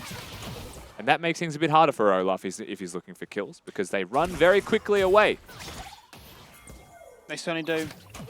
But I'm wondering if it's a very conscious decision, seeing the Karma nice and early, thinking, I don't want to play a tank, I want to be a lot more aggressive, I don't want to be forced to sort of, you know, just split push and sort of hope things can go our way. I want to be a lot more aggressive early on and perhaps, you know, draw Karma away elsewhere. Or if he even makes a mistake, get a cheeky solo kill. And this top lane, I would identify it as volatile, I think, to say the least. A Karma and an Olaf is a ranged champion that has a lot of push and harass. Again, she was a flash in mid. Certainly is, and it's going to be Fido looking to try and swing his way to safety. Got to be careful that one. You spam it a little bit too often, you kind of find yourself stuck and not really moving anywhere. And also remember, people can body block that one. Yep. So they can cancel you if you try and flash and use that one away. At the end of the day, there's going to be a wave crashed in mid. Flash is traded through jungle in mid as well. Ground Zero, I think, in a pretty advantageous position overall. And Voice didn't start the game 2-0, which is quite nice if you're a Ground Zero fan. Yeah. To not have this extremely volatile part of the map exist. Speaking of Voice, I'd love to hear his insight if we get a chance to speak with him in a future interview, sort of how he's found, you know, moving to a different team. And I mean, what we saw of him in the past, he was playing champions like the Seraphine, like the Yasuo, even played like the Fasting Senna. Shinky about to be attacked, by the way, here. He certainly is. Not just Gooby in the top area. Note that that is a flashless Viego, but it is a Gragas that is nearby, and the axe just connected. It's been looking at what's going on. There is the body slam in and guaranteed it with the flash afterwards. First blood, easy as you like it. This Karma is not going to get a free pass this time. And how does that first blood happen? The answer is Emphas, a person who we haven't seen too much from. Even in the first split, right? Moments of brilliance, but only moments. A very nice, active first move afforded to him because Gooby ganked, right? Gets him that flash trade in mid, gets a free push, gets a free reset, and uses that reset to gank instead. And so catches them very much off guard, and very nicely done, because keep in mind that Shinky is Ghost and Teleport, not Flash, because he is matching the summoners of this Olaf to run away. This occasion though, caught without any response to really make things easier for himself. Let's see what happens now, as Mei Fan looks to get active on the map with the information found out about top lane. He's going to go for a bit of a cheeky fight down, say, bot lane. Deny away some of these Krugs and then potentially poke his head into the bot lane as the Kanga bot lane were squaring up. Bit of a crash of their own. Purple weapons in hand. Dive definitely possible. Eiko has got Ghost, no cleanse. So if he does get rooted down, things can be tough. Mei Fan did, of course, show himself there, and Eiko, no hesitation on that Ghost once again, but this time for good usage. Well, that's it. And I was holding my breath there for a second. You're thinking, you can see it's potentially going to happen, but you're waiting to see would they realize it and would they hard force it, right? And not really a desirable enough situation to say, well, if we do go for this play, we're probably going to lose in the process ourselves. Let's just hold our own, go back to base, and settle for what we have, which is a crash. Crash and a very good reset, for sure. Shinky constantly harassing in this top lane. He is an issue, but Tron just has to soak up the damage, weather the storm. The wave's coming towards him as long as he doesn't go down to 10% HP. Should be okay.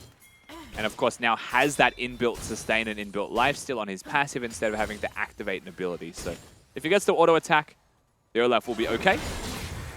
And that he does. But isn't it frustrating? Every single time. You know what it reminds me of?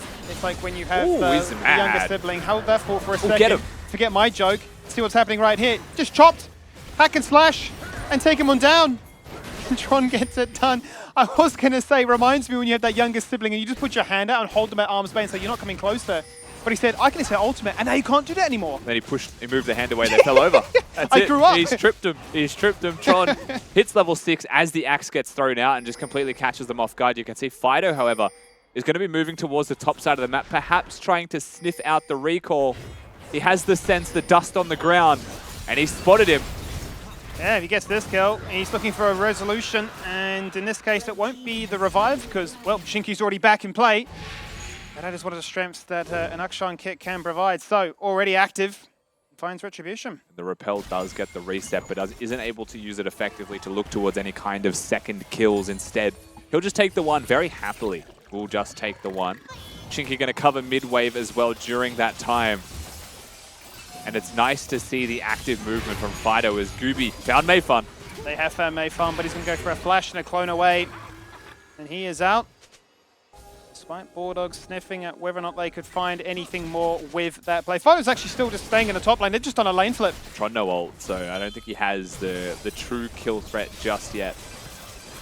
Nor Ghost. But does deter him. And yeah, a bit of a map flip just takes place pretty much everywhere. You can see the whole shift towards the bot side. Pressure starts to move down. Top lane becomes more and more isolated. Tron in such a good position, but bot's farm overall still equal. The Kirche Shard is so much easier to rush now as well, given that AD does come from this itemization. And everyone is kind of farming their way up to those first item completion. Except junglers. Mayfun being pressured constantly again. I do not like him. Always so impressive, though, how Mayfun holds himself despite the pressure that goes his way, right? Wukong certainly was sublime in game 1, and they'll be banking on it being just as well in game 2 here. Jake, halfway towards level 6 now, waiting for the moment to strike. We're just going to use his body posturing to force back the bot lane of ground 0. Gooby and Tron here. The Karma can reinforce, but the red buff resets, and that's devastating for Mayfun. Yeah, this really hurts for Mayfun there. Also, preemptive Heartbreaker, and it is going to, in fact, end in Heartbreaker as Mayfun dies once again. No assistance, no support, no reinforcements from Kanga. They are really struggling to enable their jungler to exist, and this is true in back-to-back games. What broke this trend in game number 1 was a gank bottom that gave him the kill. But this time around, you know, they're playing towards Tron's side of the map. He's not a Scion, he is a carry champion. The Gragas has been so active and involved. He's now 2-0 with this AP build. Here's a serious issue.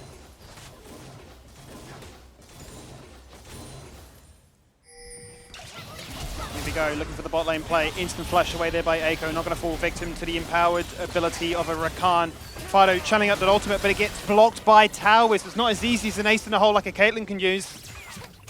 So they can just shield themselves behind that turret and say, it's a good gank attempt, but it's not going to pay off. That's a cute idea, but when all said and done, just good flashes being traded, summoner spells being burned across the board. What that does result in, however, is a free wave crash in mid. Fido now having to go back to respond, and ultimately both teams having to reset down in this bottom lane. So completely nullified in a 2v3 situation where extra resources are used by Kanga.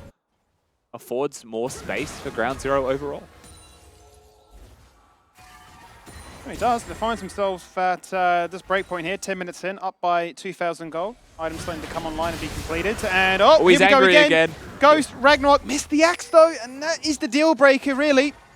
And Shinky tries to return a bit of damage of his own, but he can run away from that Tevin. I mean, it really is, as you say, just so volatile. One skill shot is all it takes. And you make a single mistake as Shinky and you do get run down, but now their ghost timings are actually matched. So it is a bit harder for Tron to find the play. And you can see he tried to cover the distance that he threw his axe, but Akama can shield and ghost and just lets the ult expire, but he's got a Gooby in the corner. Oh, the axe again, so close, but the stun connects. Shinky with no flash, this is the weakness. And if Viego loves to get fed, loves to find another kill, does just that. And Shinky, I think, is definitely suffering from having to play an uncomfortable and unfamiliar lane now as support champions. They put some pressure towards him, and you can see the sufferings of him. 0-3-0 right now is the scoreline. He's holding his own in the 1v1 as best he can, but he's drawing pressure now, and deservedly so. And look at the result of this pressure. Is a monster Tron. Yeah, and bot side again. Bot lane is the focus right now. Bulldog with an ultimate on his head. Buying time, flashing to his tower. It's not safe enough. The tower's so ramped up that Voice is lucky to be alive. In comes Gooby on a fresh reset. The Moonlight Vigil misses and doesn't get any HP back. In goes the body slam. Down goes the keg. And Emphis has had an impact. He's now 4-0. Emphis comes down, finds himself a cheeky double, and is an absolute monster on the Gragas in this game. They try and repeat the same thing as last time, and it starts off pretty well. Up until the reinforcements get there from the side of Ground Zero, Kanga still got the dive off successfully. You watch this back one more time. One big thing to note is that if you polymorph a Rakan while he's ulted, he can still charm you. He just moves a little bit slower, and so it still makes this dive quite achievable. Immediately going onto the Lulu. However, the ultimate gets buffered at the same time as the knockup. The turret's hitting Voice, which is the worst case scenario for tower aggro. The red ult misses, so Emphis just gets to flash body slam and secure that first kill. And that actually goes for a cheeky bomber with the second one. Ults him back into the cask that he had on the ground. Clean stuff from the mid laner of Ground Zero. It certainly is. A night and day performance and a welcome one at just that. And a strength that they can now really rally behind because they're up by 4,000 gold. It's getting bigger and bigger by the moment. And they are certainly feeling that much more confident in how it is all playing out at the same point too. Obviously, an Aphelios with the red and white can shred through these turrets, and those plates are falling down very quickly. Putting in a lot of work single-handedly.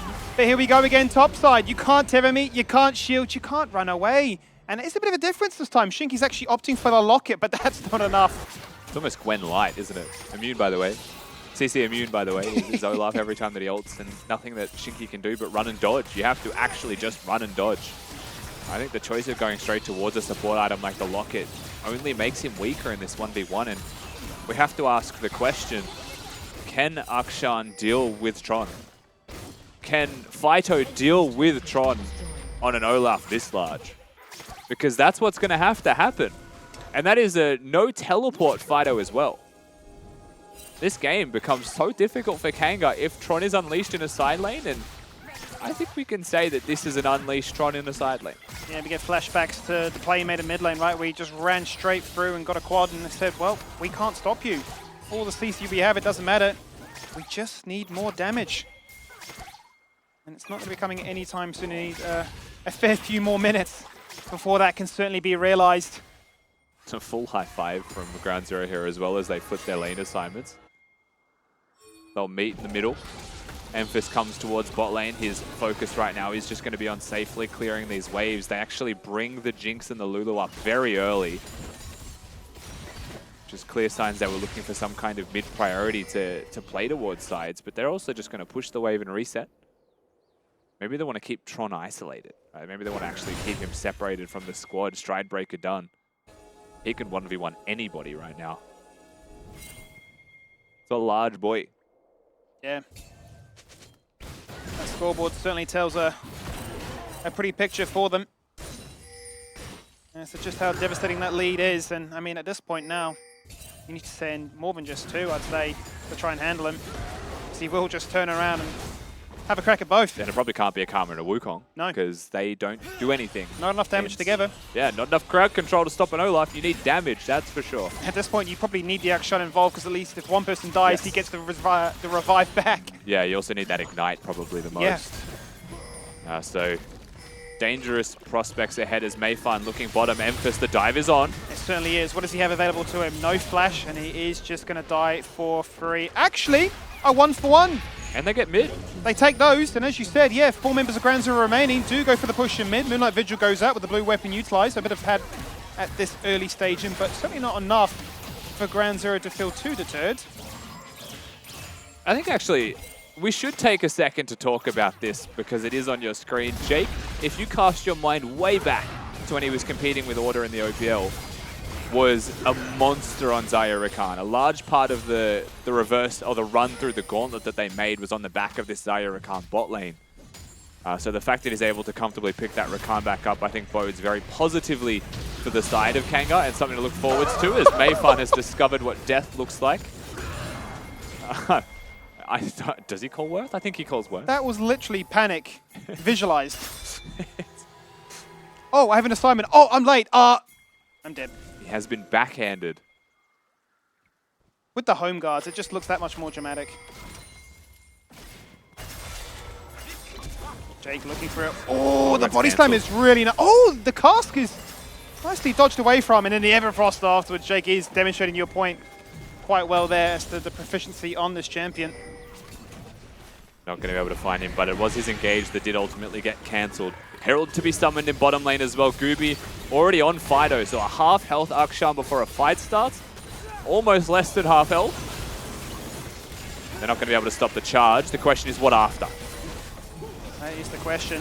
Mayfun dealing with Gromp right now. Wants to get himself in the mix before this one. Gooby taking up the turret, down very low in execute range if the ultimate could be pulled there from Fido. But then Tron rocks up and says, well, you're lucky. My Ragnarok's not up for another 10 seconds. I'll be a kind god and give you a chance to breathe. Yeah, it was certainly a world that he just hits the NOS. Ghost and all when that was up and available, but timing on the side of Kanga just barely. Drake gonna fall, however, so is the bot lane out of turret, and the gold lead for Ground Zero stretches upwards of 5k here, and they are so comfortable. And this presents us with such an interesting conversation if Ground Zero do manage to win this game.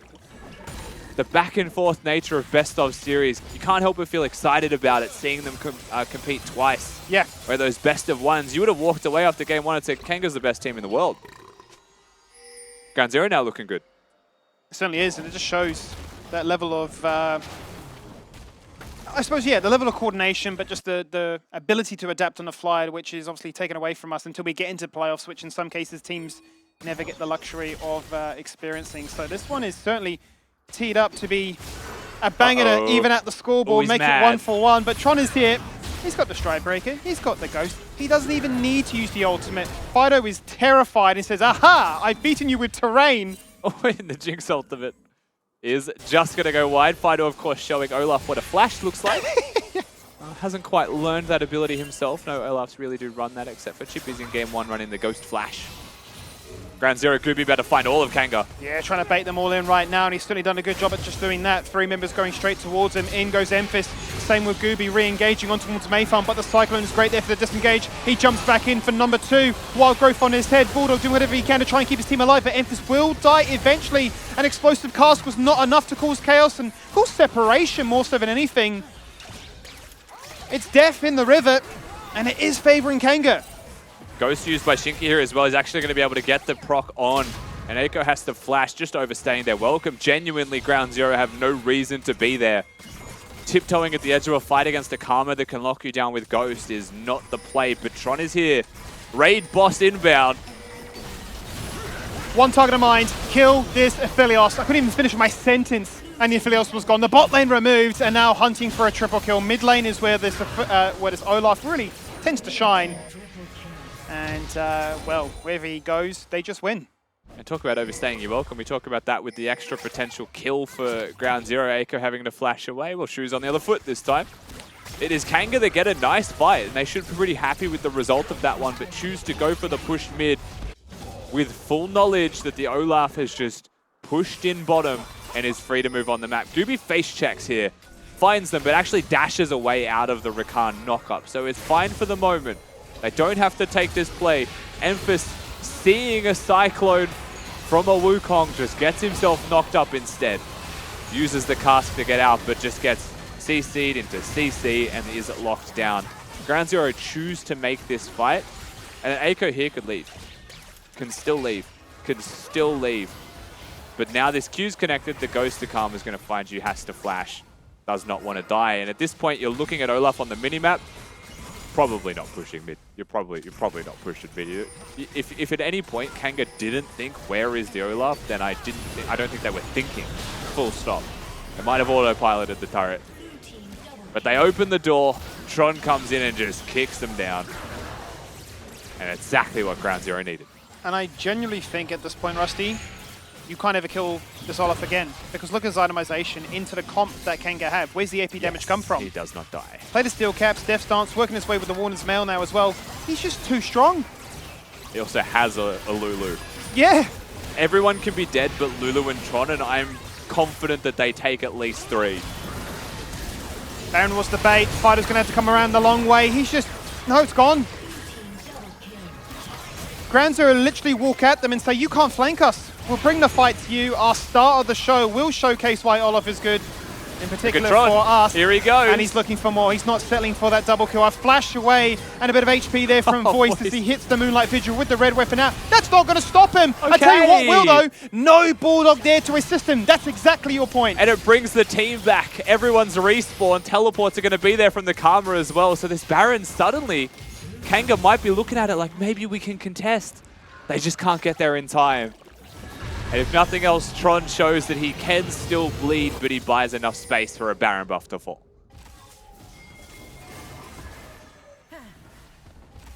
Well, Bounty galore really going across the map there. Let's run it back one more time. It starts with Fido looking to try and flank. Undeterred. But then they just say, we're going to go at you. 4v5. Yeah, and good angles here from Emphas, right? He keeps finding his mark. The flash body slam Everfrost locks them down. Immediate double kill going to Ground Zero and into the hands of Tron. And this is a point where if Bulldog stays with Tron, you wonder how far they can push this. But he goes back to the Baron, they commit to the objective, and Tron is just seeing red. He's just seeing red, but Voice honestly plays this quite well. Has the red weapon out, ults to get all that health back. And the Olaf resolves himself to hitting the closest target at the cost of his life. At any point, much like what you said for Eiko, Tron could have definitely turned back there. I mean, Gooby had no flash, had already burnt the ultimate to go back into the Baron pit to guarantee that they would at least get that objective. Yeah, he just had to go. But he wanted to. Yeah, why not? He said, let's see what I can do. I'm incredibly strong. Let me see what I can do without my support Lulu there to back me up. Just think about the fact that he's now completed Aranduin's, so has the Stride Breaker as well. Ghost is ready to go. Ultimate is going to be there. Bulldog about to find them all. He's got to be careful. Oh, and the flash afterwards to guarantee the quickness. Charms 3 members. But the turnaround is devastating here from Ground Zero. It's a great engage there by Jake, but it's just not good enough to allow Kanga the uptime to stand, deliver, and back their support up. Ground Zero walk at them and say, we've got far too many buffs, we're far too strong, and our lead is insurmountable. And Eiko feeling himself now pushes up towards the inhibitor turrets. They can definitely continue the push here forwards. Blue weapon. Voice at a moment, he thought he was Gumayushi for a second there, jumping in with the Gale Falls and trying to kill them all with a Moonlight Vigil. Just not strong enough at this point in the game. It's a Hail Mary, and why not? Have a crack, but it might cost them the game here as the respawn time is modest, 30 seconds on at least 2 members there, and they can work their way towards these Nexus turrets. Gumayushi's discovered Tron the bomb. That's what death looks like. They're going to continue to look for this push, but going for the end is still difficult with the members starting to respawn here. 10 seconds on Voice, however, the wave now crashes. Play around your Jinx, you can win. That you certainly can. So Tron's going to try and keep them interested. Fido is hunting for resets, looking to try and pick them apart one by one. An explosive cast to knock them away. A preemptive flash to guarantee it. Does not matter. Back-to-back games ending in very similar affairs where everybody's scrambling to defend the Nexus. Yeah, very similar endings, all things considered. Kanga actually go through the mid lane, Ground Zero just go through bot. It's really the main difference there. And definitely one of those games where the outcome is kind of like the shoe on the other foot. Ground Zero looking strong in this one. They started strong. Tron with his Olaf pick, something that he's known for. Has carried with it in the past and gets to do so again here. And I think kind of just exposing the weakness that is just knowing it's going to be a Karma top lane from here on out, right? It's no longer just a flex in the draft. It's just Shinky playing it. And so Tron gets some time to go back and look at his champion pool and say, what can I win with? I think we found the answer. It's time. I've had enough of playing Sion. I will carry, and Gary, you did. Yeah, it was a nice bounce back for him in game number 2. It was just this. It was a factor. He was there in game 1. whatever. He was just another player on the Rift, but game 2 he showed up. He meant business, Tally. Never doubt the Olaf again. That's I mean, true. it was good that they thought about it and they brought a better, calm answer because, like, I think that maybe Kanga should have held the flex until the 5th pick and protected the calm a little bit more. But they broke it on the 4 and, like, they gave the counter pick to Tron, brings out his Olaf, and, like, he had the field there of that game. Yeah. It wasn't as much of this, aggression that we saw like Kanga had in game 1. Ground Zero were very much playing their own sort of game here and slowly accumulated this lead for themselves. But there were shining moments that maybe Kanga could have made red side work, Tally. Yeah, I actually really liked the Akshan pick. I thought he could have done a lot more work into like the melee matchup mid lane and had like more pressure on the map.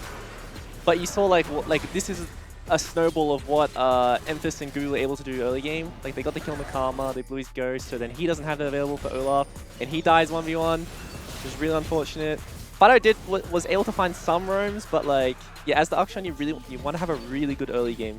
Like you do scale really well, but like you need to be ahead going to that mid game. And I think a bit of credit can be given to Gooby for finding an angle in mid as well, right? You're trading into someone that doesn't have the teleport, and suddenly his Akshans had to flash away so early and was forced into this reset that made things just a bit harder for Kanga, where perhaps a stable game state would have favored them quite a lot. Yeah. It's unfortunate there being so many trades as well. You know, if you get a little bit more of a cleaner bot lane kill that we just saw highlight-wise, then again, maybe it's a little bit different. Maybe bot lane struggles a little bit more, and their top laner Tron just isn't able to carry everyone else. You know, have the back that he did.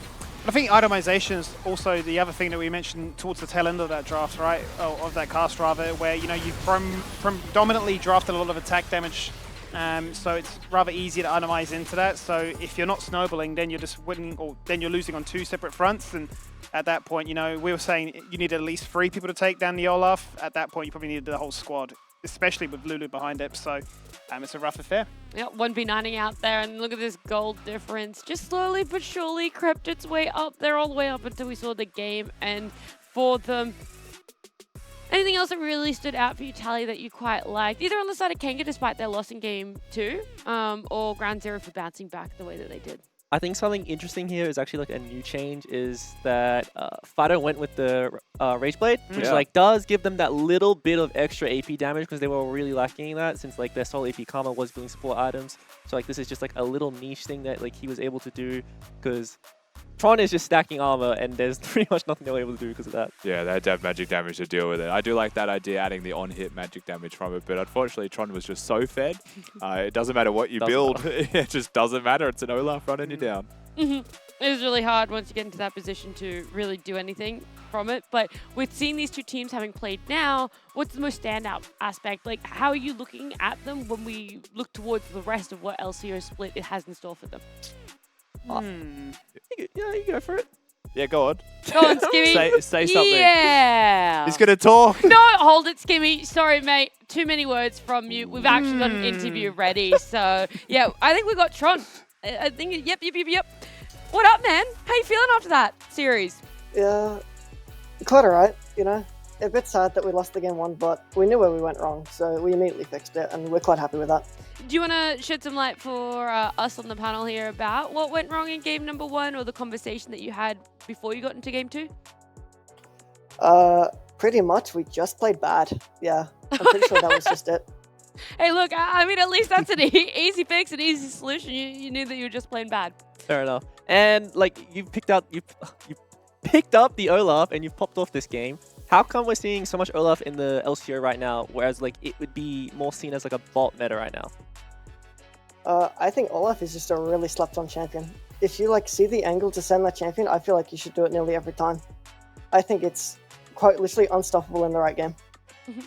Were you guys taken off a little bit off guard with that Karma pick in game number 1 as well? Do you think that was maybe a factor for how your top lane went? I don't think so. No, we definitely knew he was going to pick Karma top. Okay. We took the sign into it, and we did get the gold lead that we were looking for. It's just a lot of places on the map exploded before we even got to show what that sign pick was worth. Because we get the hull breaker going, and then it just can't win. Team inted. Team inted. Team It was inted. team's fault. Anything else you wanted to ask quickly, Tally? All good.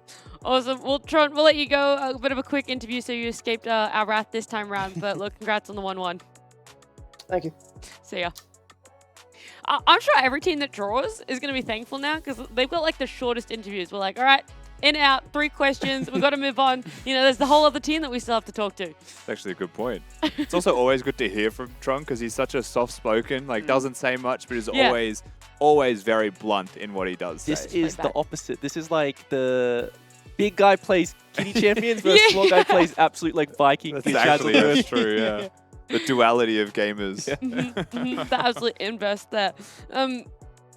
Interesting that they kind of knew there wasn't actually any flex for the Karma. That's just, they were like, no. It was just pretty easily read.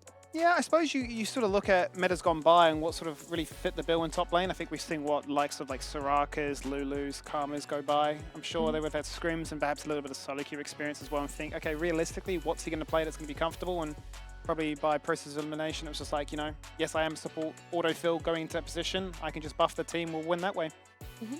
Very much so. You want me to continue to comment about Karma top lane? Because like, no. I don't like Karma top lane. Well, don't say it too loud because we do have Shinky on interview. He's going to be joining us here. Shinky, hello. How did it feel playing top lane in this series? It's a new experience to me, you know. But it's pretty fun playing top lane, you know. You're just on an island, really.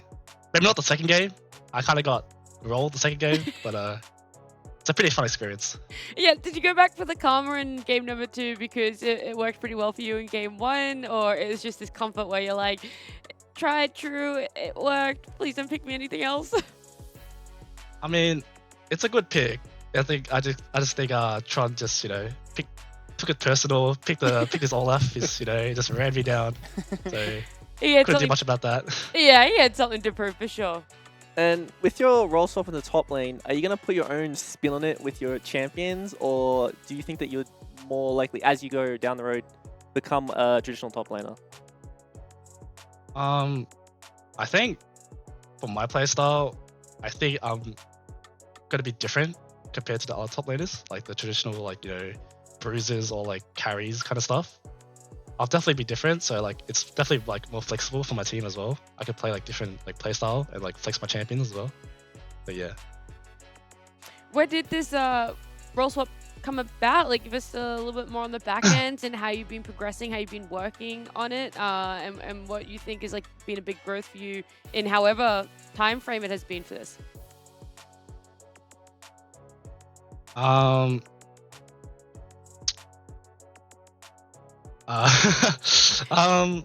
think it's so far like I'm hoping to like, you know, like I'm watching VODs, you know, going as a better player, getting coached and everything. It's going well so far in my opinion. But yeah, I just in a couple of weeks I hope to like, you know, be like best if possible.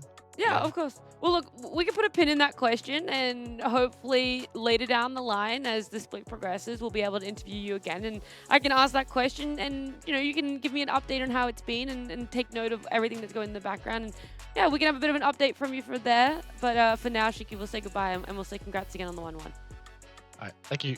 See ya. Bye-bye.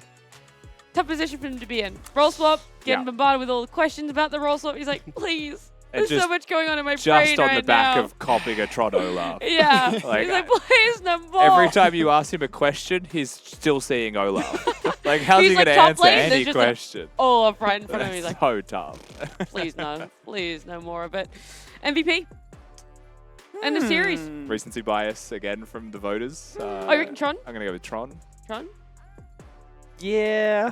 Tron, maybe Fido. Fido had a really good performance in game 1 and a no-key performance in game 2. So yep. Yeah, if we're going, I think averages definitely Fido was solid. He was more solid on the average. So was Tron Voice. On average, I think Voice was pretty solid still. Yeah. He just had to deal with an enormous frontline killing him in the second one, but did his best. Yeah? I think Twitch chat bias. I think I'll go for Tron. For a second, I thought you were just going to say, yeah. Oh, let's see if we're finally right. Yeah, we'll see what Bang! We'll see. You guys are right. Twitch chat bias, recency bias, sorry, wins out yet again for Twitch chat. Very well deserved. That man showed up in game 2. Meant business, wanted revenge, was going to show, hey, just because you roll swap doesn't mean you have to come into top lane and win on a karma. No, exactly. I do think for what it's worth, he also was solid on the Scion, right? Like you heard in his interview, he didn't really get a chance to build the hull breaker and play the role that he wanted to play in the team's comp as they had planned, because everything had exploded. That's just a whole nother level of understanding from Kanga that in their minds, we're like, okay, we're actually on a little bit of a time limit here because Tron really can pop on Scion. We know that it takes him at least 2-3 items. Once he gets that certain one, there's going to be things that we can't do. So we either end it pre-20 or we're not ending it at all. Yeah, and I mean, basically, I feel like they were, in a way, lucky that Mayfan was able to come into the game as quickly as he did, given the fact they was pushed so far behind, but then just some beautiful mechanics to allow them to win out some of those key skirmishes, right? Whilst, obviously, Tron is doing his magic on the Scion. So a little bit of lady luck, a little bit of fate, a little bit of gifted ability, and then, Tron can just blame the rest of his team and say, good VOD review session, boys. Yeah, we're gonna. I'm not the problem. That's it. Yeah, we'll VOD review game 1. MVP deserved in game 2 in this series for myself. So big grats to him. A lot of shining lights for both of these teams. They had moments that really stood out for us, but one moment from today that really stood out in everyone's mind. Oh, I wonder what it is. I'm gonna hear it. 4-man ult. Oh, I was gonna count down and have you guys say it all at the same time. Sorry. Okay, you ready? No, you ready, Skimmy? You ready? 3, 2, 1. Dodge your ult. That is it. It's going to be our play of the day all the way from surprise. game number 1. We saw Dajan on that Nico. This is it. He gets in there. He's able to do the Blossom. Wait for it. Wait for it. My goodness. Absolutely popped off. I think it's really cool little interaction he did at the end there. It's like he popped the Proto Belt just before the Pop Blossom went off to like finally catch Violet on the very edge and caught him off guard. So like little small mechanics about that is how you catch pro players off guard, because they're always on their toes thinking about like what's going to kill them. And always the thing that makes Nico so strong right now, right, is your ability to, while ulting, you can use Proto Belt, you can press E, you can press W, right? You can extend it by being disguised. Like Nico's so creative in the way that you operate this that it makes it so difficult to play against and just, you know, absolutely tears Pentanet apart. That was so good to see it in slow-mo, by the way. Yeah, that's cool. you witness it, your eyes understand it, you see it in slow-mo, and you're like, damn, what a setup. You know what? I got really excited for a second. I thought you were about to do a bit of play-by-play. I thought I was going to go all the way back in the time machine, do a little bit of 2021 Nat T. I didn't know if you guys were still doing that or not. When we were doing it yesterday, I was going to throw Tally under the bus, and I was going to be like, all right, yeah, play-by-play it. Yeah, so they just picked Nico and they won. Crazy scenes here. Wow, the crowd goes wild. That was the way back machine though. Hey, maybe we'll dabble in it a little bit as the split goes on, but not today. Not for week 1 Skims. We're still trying in to the vault. Yeah, tucked away. We're settling in, you know. I got to get the nerves out. Got to get back into the LCO grind, and we're gonna close out our show because it is the end of week 1 for us. Day 2 is gonna be closing it out. We've seen all 8 of our teams play though. Some of them having better matchups, better performances than the others. With our standings, we can see who they are. Team Bliss, Chiefs, no surprise, I'm going to say this at all, that they were able to get 2-0. So they've got 3 points for themselves each. And then Ground Zero, Pentanet, Mammoth, and Kanga, all 4 teams that we saw play today, picked up 1 apiece, which gives them 1 point overall as well. So it could end up being a pretty close split, but it's only day 2. Yeah, there's a long split ahead of us, and especially with best of 2s and kind of like how volatile the point systems can be. Like if a team gets a couple of 2-0s back-to-back, they've just rocketed ahead, right? And it makes it a lot easier to just, you can almost aim for 1-1s and be okay with that because you've already got so many points to begin with. Yeah. Also, I'm curious as to how Twitch did with their predictions. Because we all got them. Oh, I got them. You got it right. You got it all right. I got them perfect. I almost got mine all right. You were very close. I was very close. There's a pattern. 2-0s, 2-0s, 1-1, 1-1. No, the next week is 2-0, 2-0. No, do you want to know what it is? What is it? That in day 1, we had one team pick blue, and then the next team picked red. So a team got blue, blue. And then it happened in that second series of day 1. But here in day 2, both teams picked blue, and sorry, both teams picked red, and then in our second series, both teams picked blue. Is that why the studio's blue? Because we're winners? Oh, we are winners. You're a winner, Skimmy. You're a winner in my eyes all the time. So, Proud of you, mate. are you saying that the Chiefs are the best team right now? Because they're blue. Because they're blue? Script leaked. Uh-oh. Uh-oh. Rigged? Posters on the wall. They're blue. They're blue. Uh-oh. Oh my god, too much blue. Blue We everywhere. really are blue just jeans. having the Chiefs in the background, Yeah, we actually. are. If this system continues and they win a third Not time, bad. we just slap the Chiefs posters everywhere, I guess. We're just Chiefs fans. Chiefs everywhere. We got our schedule. So we've talked about it. We're rounding out week number 1 here. We've got our schedule. It's Tuesday, okay? Everyone take note. It is Tuesday that LCO is going to be returning. It's going to be Bliss up against Mammoth Esports. What a banger of a game that one's going to be. And we got the Wolves facing up. We'll see which one's going to bite a little bit harder, if it's going to be Direwolves or Vertex. How do we Thanks, introduce guys. that match? I don't know. I was ready for a Wolf v Wolf? yes. We I'll just be go, honest. when the Yes. match happens, we go, ah, woo! Wait. You know that... Let me restart again. Because it's going to be funnier if I actually have the proper setup for it. Inside you is one of two wolves. One that goes honk shoo, and one that goes honk me. And we're going to find out which one's which between Direwolves and Vertex. What if the one goes honk? You are cringe. Buy Skimmy's merch. Pause out. Ears up.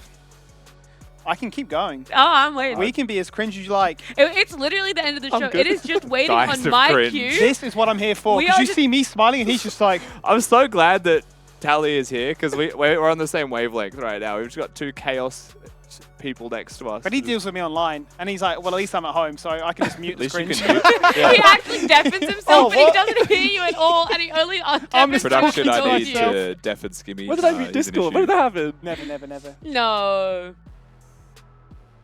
But if you don't want to keep continuing being cringe, Skim, then we'll give you a break. We'll see everyone back here, LCO, on Tuesday for those matchups that you saw. Thank you so much for joining us in week 1. It was a pleasure, and we'll see you on Tuesday.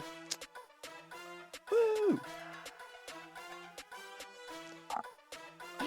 They're going to be going for the Baron buff. You can see Tan on the flank, Thuli in the mix. Looking for Violet, and Sully is, as you say, looking to try and make it happen. Tien right now has gone all out mode and looking to try and find it. Dajun jumps in with the pop blast, and he's locked them all down! That was beautiful! Dajun take a bow. They have found 4, and instead Baron is not on the menu for growth as a result. He is very susceptible to this damage so far. Depth charge goes out. Ragnarok makes him go immune. Schönfire dashing, praying, hoping, but Olaf is dead. Tien's found his target, locked inside the mid lane. Finally, they've caught out Violet. He didn't have a flash. The cleanse is to no avail. Oh, Pop no. goes out, gets a different target because Dongy goes golden.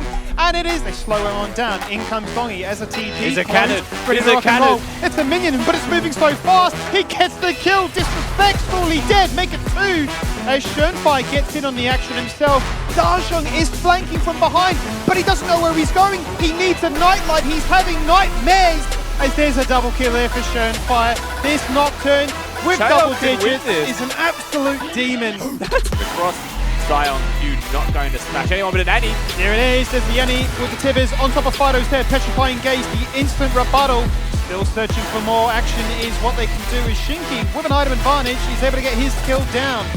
Fido gets a bit of extra as well and finds himself a double, and I mean really at this point, yeah, Bot side again. bot lane is the focus right now. Bulldog with an ultimate on his head, buying time, flashing to his tower. It's not safe enough. The tower's so ramped up that Voice is lucky to be alive.